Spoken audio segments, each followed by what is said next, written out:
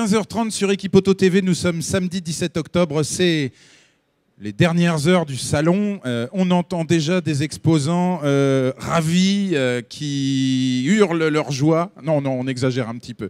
Mais enfin, il reste 2h30 de bons de commande à signer, de relationnel à avoir. Et sur ce plateau, un des sujets les plus importants finalement de la semaine, c'est la transmission d'entreprise pour vous les visiteurs.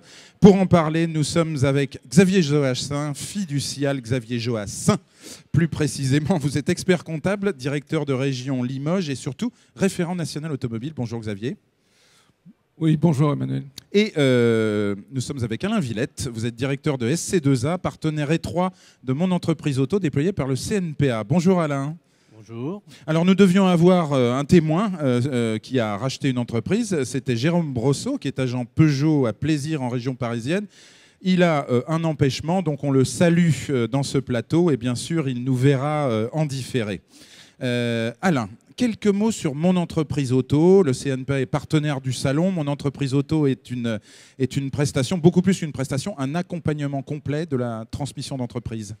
Oui, donc Mon Entreprise Auto a été créée maintenant il y a une dizaine d'années. Elle a pour philosophie, donc ce dispositif a pour philosophie d'encadrer l'ensemble des paramètres qui vont permettre à un cédant de préparer sa transmission et à un cessionnaire de trouver l'affaire qui lui convient le mieux et d'aboutir à son projet final pour aller jusqu'à même une formation des chefs d'entreprise de l'automobile, par exemple. Voilà, donc le processus est tout à fait complet et rodé maintenant, puisque ça fait quasiment 10 ans qu'il existe. Hein. Alors, Mon Entreprise Auto, ça fait 10 ans que ça existe, et SC2A, donc la société dont je suis le directeur, a été créée il y a une quinzaine d'années et est dédiée à cette mission qui est de transmettre et de professionnaliser la transmission des entreprises de l'automobile. Alors justement, ça ne s'invente pas du tout, la transmission. Xavier Joassin, que constate-t-on? Est-ce difficile aujourd'hui, ou plus facile qu'hier finalement, de vendre son entreprise artisanale automobile? Plus difficile, je ne dirais pas ça. Ce que l'on constate, c'est que on a une population de garagistes qui peut avancer en âge et qui peut être tenté ou qui arrive à l'âge nécessaire pour vendre son entreprise. Et la difficulté va être pour elle de trouver un acquéreur. Alors c'est plus ou moins facile en fonction de sa localisation géographique, mais bien sûr les garages sont relativement répartis, enfin sont assez bien répartis sur le territoire français, et auquel cas on peut avoir en zone rurale par exemple plus de difficultés à trouver un acquéreur. À trouver un acquéreur. Alors on parle des garagistes, donc des garages multimarques, on parle des agents, des carrossiers, c'est les principales populations visées par la transmission d'entreprise? Oui, tout à fait. On peut aussi avoir des centres auto, hein, oui. mais c'est essentiellement des réparateurs agréés qui sont concernés par ces... Des réparateurs agréés, voilà. Parce qu'on le sait, effectivement, les réseaux de réparateurs agréés ont été fortement écrémés ces 10 dernières années. C'est effectivement une tendance depuis ces 10 dernières années. Bon, maintenant, on peut voir aussi une évolution dans les années qui vont venir, et peut-être qu'il peut y avoir un transfert d'activité, notamment sur des structures plus importantes type concession, vers des MRA, notamment pour ce qui est de la réparation auto. Donc, ce n'est pas nécessairement une activité qui aujourd'hui est en contraction. Hein. Oui, le métier ne périclite pas, c'est simplement un transfert de l'activité panneau vers l'indépendant. C'est ce que un certain nombre de statistiques montrent aujourd'hui. Alain Villette, y a-t-il plus de cédants que de repreneurs, que de candidats à la reprise? Alors, historiquement, ça fait donc 15 ans que je fais ce métier, ça fait 15 ans qu'on a un déficit de repreneurs. Aujourd'hui, il n'y a pas moins de repreneurs qu'il n'y en avait, mais on a un phénomène, c'est qu'il y a plus de cédants. Oui. Donc le déséquilibre. Alors ça, c'est une histoire de pyramide inversée. Voilà. C'est une histoire de pyramide inversée. C'est l'âge moyen des chefs d'entreprise. Il n'y a pas moins de volontaires déclarés au niveau de la reprise, mais par contre, il y a beaucoup plus de volontaires déclarés au niveau de la cession. Ce qui fait que la transmission est un peu plus compliquée à réaliser et doit se préparer d'autant plus, avec un tas de systèmes qu'il faut mettre en place pour la faciliter. Combien de repreneurs pour un cédant? De repreneurs pour un cédant. De cédants pour un repreneur, parce que là, j'allais mettre une virgule et c'est difficile. Pour 100 cédants, combien trouve-t-on de repreneurs? Voilà. Pour une centaine de cédants, je dirais, 5 repreneurs. Voilà, il y a 2 fois moins de repreneurs que de cédants. Donc effectivement, il ne faut pas se louper. Et c'est votre rôle à vous, messieurs, effectivement, de faire matcher finalement le bon profil de repreneur avec le cédant. Alors, on est dans quelque chose dans un processus qui se prépare. On vient de le dire, mais il faut rentrer un petit peu dans les détails. Comment est-ce qu'on fait, Xavier Joassin? D'abord, j'imagine qu'on fait l'état des lieux, on valorise son entreprise. Oui, alors, état des lieux, voire en amont, on avait l'occasion d'en discuter avec M. Villette tout à l'heure, on se prépare aussi à cette opération, c'est-à-dire qu'il y a un aspect psychologique derrière cette session, c'est-à-dire qu'il faut être prêt à vendre aussi. Hein, et donc il y a un chemin à faire, et dans ce domaine-là, être accompagné est intéressant. Ensuite, si vous voulez, une fois que la décision finalement de céder est prise, il y a un état des lieux qui est bien sûr à réaliser, et une nécessaire valorisation de l'entreprise, qu'elle soit sous forme d'entreprise individuelle et donc de valorisation du fonds de commerce ou de société. Alors, je ne rentrerai pas dans les détails sur cette question, mais la question a son importance. Après, sur la valorisation elle-même du fonds de commerce... Ça paraît quelque chose de très complexe finalement, parce qu'on a alors le fonds de commerce, et ça, quelle valeur lui donne-t-on? Puis après, on a des éléments de nature patrimoniale. Donc, je vous propose qu'on s'attache d'abord au fonds de commerce. Oui, alors... Sur la question patrimoniale, est-ce que vous entendez fonds de commerce et valeur d'épargne d'une société, par exemple? Oui, absolument. Oui. Ouais. C'est une question essentielle, hein, parce que les clients, et c'est normal, enfin les garagistes disent, et les acheteurs, hein, quelle est la valeur de mon entreprise? Bah oui. Hein? Or, dans la valeur de l'entreprise... C'est pas tout à fait comme un bien immobilier. On peut objectiver très, très fortement la valeur d'une entreprise. Voilà. Et donc, on commence, si vous voulez, dans la méthode, on commence par valoriser le fonds de commerce. Hein, et une fois qu'on a valorisé ce qu'on appelle le fonds de commerce, qui est en fait, si vous voulez, il y a 3 éléments qui sont constitutifs du fonds de commerce. C'est la clientèle. Donc, le fichier client actif. Voilà. Le matériel. Donc les équipements du garage. Et enfin, ce qu'on appelle le droit au bail, qui est en fait le lieu d'exercice. Hein. Alors il faut prendre le micro pour réagir. Et le personnel. Donc, et le personnel.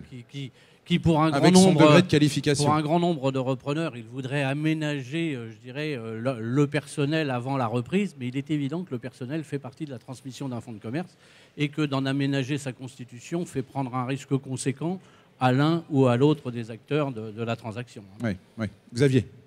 Alors, effectivement, le personnel est attaché à la valeur du fonds. Alors, dans ces éléments, si vous voulez, du fonds de commerce, on va valoriser, quand on parle de valorisation de l'entreprise, c'est la valorisation de ce fonds d'exploitation, en fait, qui est en cause. C'est ce qu'on commence par calculer alors, au travers d'un certain nombre d'indicateurs, et je n'entrerai pas dans les modes de calcul. Oui, non, c'est pas la peine ici, parce que sinon on en a pour des jours. Différentes méthodes, essentiellement basées sur la rentabilité pour la taille d'entreprise qui nous concerne. Et donc, on va retenir une grandeur d'exploitation comme le résultat d'exploitation, on va calculer un coefficient, et ça va nous donner une valeur de ce fonds de commerce. Lorsque l'on aura déterminé la valeur du fonds de commerce, à ce moment-là, si vous voulez, si on est face à une société, on va revaloriser la valeur du fonds de commerce qui est à l'actif du bilan de cette société. C'est ça. Et on va revaloriser les autres postes de la société en question, et ça donnera une valeur d'épargne. Donc c'est simplement pour montrer, si vous voulez, que la valeur d'épargne ou des actions d'une société est consécutive à la valorisation, dans un premier temps, de la valeur d'exploitation du fonds de commerce. Alors après, on a les aspects patrimoniaux, parce que parfois on cherche à vendre le foncier. Peut-être que ça ne se retrouve pas très souvent d'ailleurs. Alors, si, ça se retrouve assez fréquemment. La volonté de céder sociétés, fonds et murs est assez fréquente. C'est plutôt qu'on se trouve dans le monde de l'automobile sur des portages financiers assez lourds, et qu'il est assez complexe de faire ce genre d'opération en une fois. Alors en une fois. Mais effectivement, on se place dans la peau du repreneur potentiel. En général, c'est souvent un profil opérationnel, d'ailleurs. C'est souvent un chef d'atelier qui souhaite voler de ses propres ailes. Absolument. Et en général, il n'a pas eu le temps d'amasser un trésor. Non, pas du tout. Mais déjà, on est dans un métier relativement compliqué. Jusqu'à aujourd'hui, sur l'ensemble des transactions que j'ai réalisées, 95% étaient issus des métiers de l'automobile. Soit des métiers de l'après-vente, soit des métiers du commerce. Mais j'ai que peu de cas de repreneurs issus des métiers. J'ai vendu à un banquier une fois, mais bon, ça a été quand même relativement rare. C'était que l'affaire était profitable. Un assureur une fois, oui, l'affaire a été profitable. Il l'a vu sans doute. Et le risque peu important pour l'assureur. Voilà. Bon. Mais sinon, son profil, c'est plutôt 35-45 ans. C'est ça. Issu souvent du monde de la concession, avec soit dans des grosses opérations directeur de concession, qui n'a plus envie de jouer de la mobilité comme ils y sont contraints pour un grand nombre. Bien souvent, oui. Qui a envie de poser un peu ses valises sur un site, parce que ça fait 15 ans, et son savoir-faire, et de mettre ce savoir-faire à son profit. Ils ont, pour les uns et les autres, un minimum de deniers, parce que sinon ils ne peuvent pas prétendre à ce genre d'opération. Ils ont tous un cursus maintenant relativement tourné vers la gestion. C'est ça. Donc on a rarement le petit mécanicien qui reprend une affaire de 5-6 salariés. Alors, des gens avec la tête sur les épaules. Mais quand on a un chef d'atelier, il n'a pas forcément le profil d'un gestionnaire, d'ailleurs. Non, mais aujourd'hui, s'il n'a pas le profil d'un gestionnaire, il a la possibilité de se former. L'ensemble aujourd'hui de la profession automobile a mis en place un centre de formation pour les repreneurs d'affaires automobiles. Et je pense qu'à l'intérieur de cette formation, toute la gestion nécessaire au bon suivi de son affaire est assimilée. Donc il faut qu'il passe par cette étape. Dans mon entreprise auto, notamment. Oui, voilà, ça fait partie du dispositif du cursus Mon entreprise auto. Voilà. Alors, on a dit peu de deniers au départ, mais il en faut. Ce qui veut dire que pour les affaires dont le fonds de commerce et les murs sont à vendre, il va falloir procéder en plusieurs temps. Oui, c'est ça ? Alors, ce qui se passe dans un grand nombre de cas, c'est que le cessionnaire va faire l'acquisition soit du fonds, soit de la société, et va demander à son cédant de s'engager sur un terme... Le cessionnaire, c'est le repreneur. Le repreneur, oui. Voilà. Le repreneur, pour vulgariser. Oui, le repreneur, et va demander à son cédant de s'engager sur la vente à terme de son immobilier. C'est-à-dire, on définit une valeur précise. C'est-à-dire, on définit le jour de la vente de son fonds de commerce un prix d'immobilier sur une période donnée, 3-5 ans, et si le cédant en est d'accord, il aura l'obligation de répondre positivement à une offre qui a été jalonnée au départ. C'est ça, on capte en quelque sorte la valeur de l'immobilier. Parce que ce qui se passe, c'est que le banquier veut aussi, lui, un peu lisser ses risques, et si pendant 3 ans, ce repreneur a réussi à payer le loyer à son propriétaire, donc, eh bien, le banquier va arriver à lui prêter le montant pour qu'il puisse faire son portage financier. On a le temps de faire la preuve finalement par l'exploitation. C'est ce que demande le banquier. C'est classique, c'est classique. Xavier Joassin, vous militez pour un processus qui s'appelle la location-gérance. Alors dire que je milite... non. Enfin, vous exposez cela comme une possibilité qui reprend des lettres de noblesse, plus exactement. Voilà, j'essaye, en tout cas c'est une possibilité, c'est un montage juridique qui permet de reprendre une entreprise dans un certain nombre de cas de figure. Ça n'est pas la panacée, c'est un mode de fonctionnement qui n'est pas, qui est connu, mais qui est souvent... qui n'est pas connu. Qui a été décrié dans le passé, parce qu'il y a eu un cadre fiscal relativement mouvant. Les cédants et les repreneurs qui sont du métier ne connaissent pas nécessairement le process juridique. Et puis par contre, pour les professionnels, que ce soit de l'expertise comptable ou du droit, si vous voulez, c'est un process qu'on a utilisé plutôt pour des raisons fiscales autrefois. Alors, on est repreneur d'une entreprise. En quoi constitue un montage de location-gérance ? Alors, la location-gérance, si vous voulez, elle consiste... pour le propriétaire du fonds, donc l'exploitant d'origine, à louer ce fonds au repreneur potentiel, on va dire. Donc ce fonds dont on a déjà déterminé la valeur. Alors, ce fonds dont on a effectivement déterminé la valeur, mais dans un premier temps, on va partir sur une location. Effectivement, le montant de la location sera fonction de la valeur d'origine. Divisé par le nombre de mois de location. Voilà, absolument. Bon, souvent, pour faire court, si vous voulez, il y a des barèmes fiscaux parce que c'est aussi encadré, mais en gros, on est assez souvent à 10% de la valeur du fonds en matière de location-gérance. Alors, une fois qu'on s'est mis d'accord sur le mode de fonctionnement, là, ce qui se passe, c'est que l'exploitant va louer pendant un certain temps le fonds de commerce, et à l'issue d'une période qu'on peut fixer entre 3 et 10 ans, il rachètera le fonds. avec le même process que celui qu'on évoquait à l'instant sur l'immobilier, c'est-à-dire que dans le cadre de la location-gérance, il y a une location des locaux, hein, et puis parallèlement à ça, il y a une location de l'exploitation elle-même, de l'entreprise. Ah oui, donc finalement, on est locataire de tout, en quelque sorte. Oui, on loue. Et on loue. C'est comme si on loue une entreprise, si vous voulez, et puis on loue ses locaux, ça souvent dans le même acte.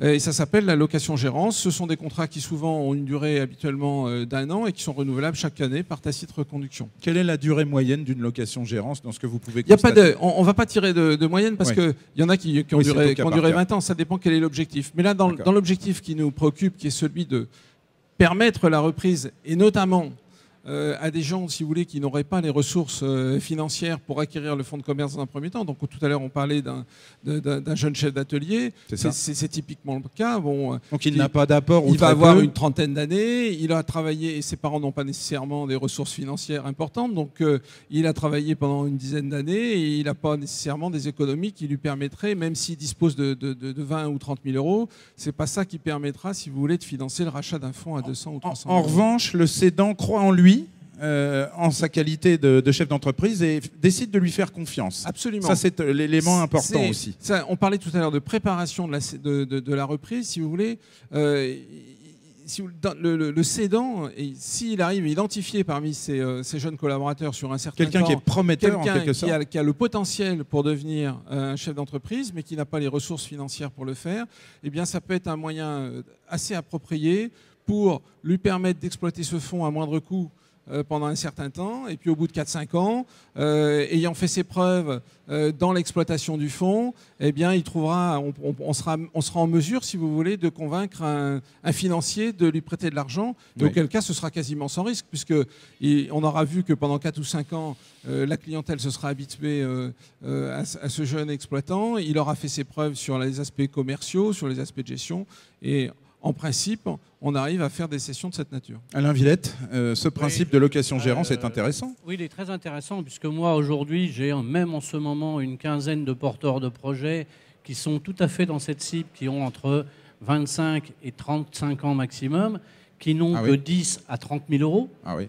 Et aujourd'hui, SC2A, mais tout acteur de la transmission d'affaires automobiles, n'arrive pas à leur faire un portage de projet avec des montants de ce genre. C'est ça. Alors, convaincre les repreneurs que cette solution en est une pour eux, ça ne sera pas compliqué. Nous avons un gros travail à faire pour convaincre les chefs d'entreprise qui sont aujourd'hui à la tête, notamment des petites entreprises, que c'est une solution pour eux, pour pérenniser leur entreprise, les salariés, et de se préparer à cette formule, sauf qu'il faut s'y préparer relativement tôt, puisqu'on envisage plutôt la transmission définitive que 3 à 4 ans après la location. Mais c'est quand même très, c'est très intéressant parce que malgré tout, ça leur rapporte tous les mois donc le montant de la location du fonds et de l'immobilier, de l'immobilier. Oui, alors je voudrais revenir sur vous savez, M. Villette a parlé de convaincre. Alors, il y a convaincre le cédant, certes, mais il y a aussi convaincre le repreneur. Parce que, si vous voulez, comme dans tout système, il n'y a jamais de tant mieux sans tant pis, si vous voulez. Donc, il y a aussi des inconvénients. Hein. Donc, disons qu'il y a une contrepartie à tout. Voilà. Donc, notamment pour le repreneur, alors, on peut se mettre d'accord sur une valeur de reprise du fonds à l'issue. Alors, ça se fait parallèlement au premier acte, si vous voulez. C'est un acte parallèle. Sur le plan fiscal, c'est admis. Il peut y avoir... De définir une valeur à terme, finalement, de rachat du fonds. Ça pose une petite difficulté. Parce que, excusez-moi, je vous interromps, mais je me mets dans la peau, effectivement, du repreneur talentueux. Soyons fous. Je décide de partir sur un contrat de location-gérance. Bon, sur un montant qui n'est pas déterminé à l'avance, par exemple. Et je vais tripler le chiffre d'affaires en 4 ans. Alors, à la fin, que va-t-il se passer ? Et rentabilité. À la fin, quand on va valoriser... Donc, je vais quelque part enrichir si on valorise à la fin le cédant. On va valoriser l'entreprise à la sortie et à ce moment-là, il faudra bien racheter soit les parts, soit le fonds de commerce sur la valeur, la nouvelle valorisation. C'est ça. Bon, alors, c'est un inconvénient qu'on peut contourner... Qu'on peut traiter en amont. En amont, en se mettant d'accord sur une valeur in fine du fonds de commerce. Alors, in fine, ça veut dire à terme. Oui, pardon. En l'occurrence. À la fin, tout à fait. mais si ce n'était pas le cas, ça n'empêche pas l'opération d'être intéressante. Parce que, quelle est l'alternative? Si le jeune chef d'atelier n'a pas les ressources pour, de toute façon, acheter le fonds à l'origine... Quelque part, il les crée, finalement. Il ne pourra pas le racheter. Donc, même si... il va participer à l'augmentation, à la valorisation du fonds, en contrepartie. Il aura quand même un banquier qui va lui prêter de l'argent. Oui, et puis lui, il ne faut pas oublier une chose, c'est qu'au démarrage, le jeune chef d'atelier ou mécanicien, ça n'est pas un gestionnaire, ça n'est pas un chef d'entreprise. Tout à fait. Donc il va quand même faire ses armes à moindre coût, si vous voulez. Bien sûr. Il y a un coût, mais à l'arrivée, il va pouvoir acheter, et en plus, il aura appris le métier de chef d'entreprise, accompagné par le cédant. Il va être dans une période d'apprentissage, effectivement. Voilà. Et puis, à l'issue, ça peut ou non se faire, parce que c'est aussi l'intérêt de ce dispositif, c'est que la marche arrière est possible.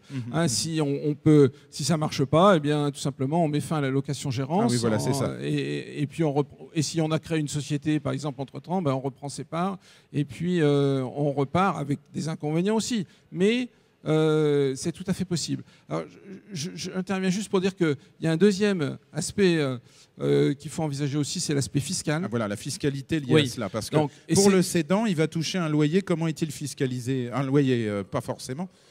Un revenu du fonds de commerce lié au fonds de commerce. C'est une activité il est fiscalisé d'entreprise classique dite BIC, bénéfices industriels et commerciaux, et il sera taxé sur les revenus, sur le revenu qu'il va retirer de l'allocation gérance, c'est-à-dire les produits moins les charges, il sera taxé normalement là-dessus. D'accord. Alors pour le reste de l'opération fiscale, où est la difficulté, si vous voulez, danger potentiel? Le danger, et c'est pour ça d'ailleurs qu'on en fait pas autant qu'on ne devrait pour la transmission, c'est que ce mécanisme, à l'origine, était conçu pour que le cédant se cède à lui-même au travers d'une société qu'il aurait créée et qu'il soit dans un mécanisme d'exonération fiscale. Ça a marché pendant un certain nombre d'années. Ah oui, aujourd'hui, ça ne peut plus être le cas.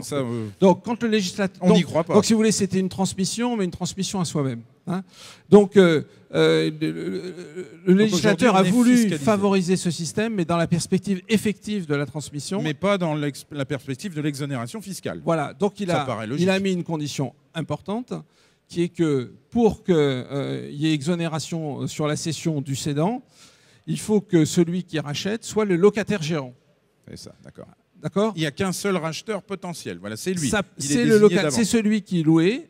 À l'issue d'une période de location, il pourra racheter et à ce moment-là, le cédant sera exonéré. Donc, on a notamment, si vous voulez, un mécanisme qui existe, c'est-à-dire que dans le process qu'on évoquait tout à l'heure, le cédant crée une société avec le repreneur, le jeune repreneur, dans lequel ils sont tous les deux, avec une proportion de parts qui reste à définir.